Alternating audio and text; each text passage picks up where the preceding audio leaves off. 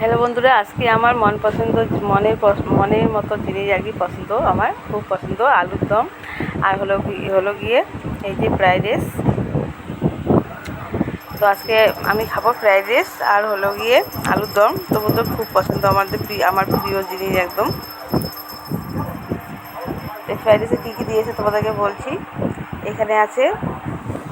এখানে কাজু, কিশমিশ, গাজর আর হলো গিয়ে ক্যাপসিকাম।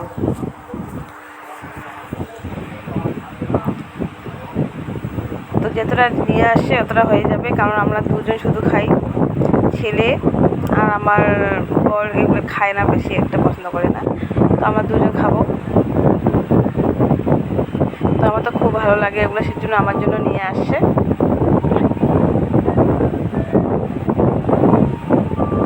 তো আমি তো খাওয়া শুরু করে দিলাম বন্ধুরা।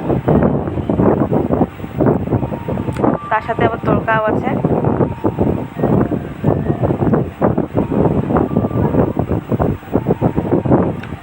কত সুন্দর হয়েছে আলুর দমটা, ছোটো ছোটো আলুর দম।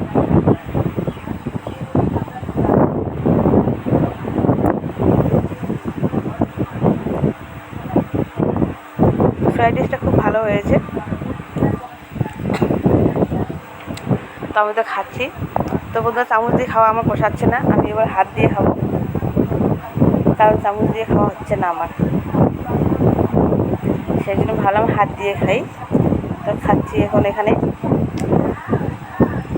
তো এবার আমি এখানে বন্ধুরা একটু নিয়ে নেবো, তরকা নিয়ে নেব, কারণ দেখি তরকা দিয়ে খেতে কেমন লাগে। তরকা দিয়ে বেশিরভাগই আমরা রুটি খাই, তো তরকা অনেকটা নিয়ে আসছে।